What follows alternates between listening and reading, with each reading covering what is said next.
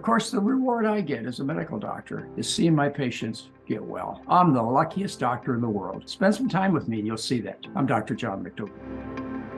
So please tell me a bit about you and why you became a doctor. Well, it was a long journey for me to become a doctor. I came from a household where my mother believed that doctors were next to God. You know, they were just unbelievable people. She had such reverence for them. And because of the background that I came from, I never aspired to be a physician. You know, it was just way beyond my social status, to say the least. Well, fortunately, we enjoyed pretty good health during most of our youth. We saw the doctor on occasion. Dr. Foster, by the way, was his name, on occasion for childhood problems. And he served our needs quite well. But again, I never thought that I could become a doctor. And then something that, you know, you look at it as a tragedy, but you could look at it as an opportunity. It happened to me at age 18. I was at Michigan State University, and I woke up one morning confused. As the day went on, I progressively lost the ability to move the left side of my body. Even my smile was lopsided by the end of the day. But I had a rule, and that rule was, as long as I went to class, I would pass. And so I had to get to class, but I had a problem. I couldn't walk. So I got my roommates to give me a ride in their car to my algebra class, but they tricked me. They instead took me to the health center at Michigan State University, where I spent the night in isolation. Then they sent me to Grace Hospital. And there I spent the next 2 weeks being examined by some of the best doctors in Michigan. They wanted to see this curiosity, an 18-year-old that had a massive stroke.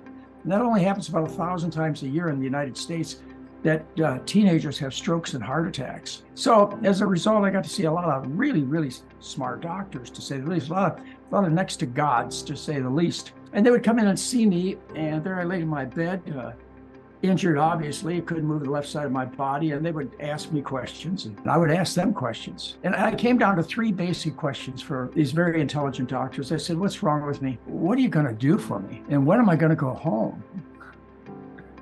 And after 2 weeks of listening to them, and mostly watching it, they didn't say much. But they just kind of shake their head and go, and they walk out of my room. And I said, good grief, I can do that.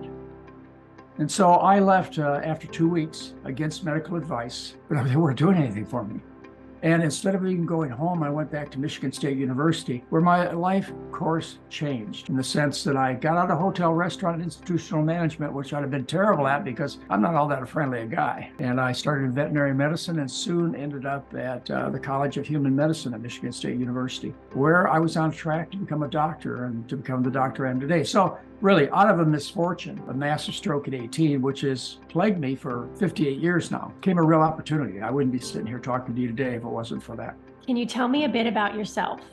Well, I'd have to say that I've gone through a lot of phases, and all of them I've been really pleased about. You know, I really like John McDougall. I had great parents. They were totally dedicated to me, and they taught me that there was no limits. I could do whatever I wanted. I could be president. I could just do whatever I wanted. And so when I decided to go on a course to become a medical doctor, at least I knew I had my parents behind me and their belief in me. I was also a pretty mischievous kid. I got myself in a lot of trouble. And the interesting thing about my parents' rules were this: realizing that Johnny was going to get into trouble here and there. They used to tell me, you know, I know what you did, but it's okay, as long as you tell me the truth. If you tell the truth, everything's going to work out. That's the message I lived with, and that's the message I live with today, is if I just tell the truth, then that's enough, whether it was something mischievous or even wrong or not. And so I have lived by that message from my parents my whole life. It's gotten me into trouble, I'll tell you that. Probably the greatest fortunes in my life were 2 of the greatest things that ever happened to me.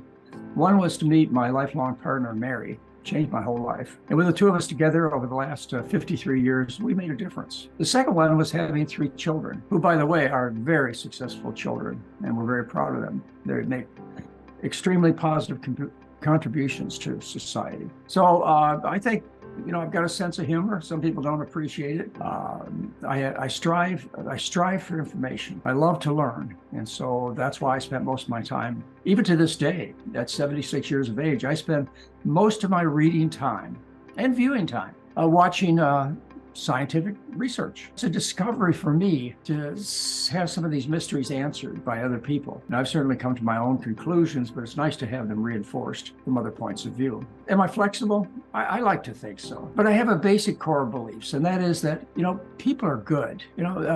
Nature has some purpose to it. And, starting out with that attitude toward my patients, that they have to, somewhere in their world, they have to live as a healthy, attractive person. But unfortunately, life hasn't dealt them those cards. And as a result, most of the people, of course, I'm a doctor, most of the people I see are suffering from a lot of problems. And they don't understand where these problems come from. What I tell a patient when I see them is, well, let me tell you what I don't tell them. What I don't tell them is you are a genetic mishap. I don't tell them that. I don't tell them this is due to the wrath of God or bad luck. I don't tell them that, because those kind of things we don't have control over. What I try and tell them is what I believe to be the honest message, which is it's the food. All you got to do is change the food. And they quickly realize I'm not trying to sell them anything. I'm just basically trying to help them. Of course, the reward I get as a medical doctor is seeing my patients get well. I'm the luckiest doctor in the world. Spend some time with me, you'll see that. I'm Dr. John McDougall.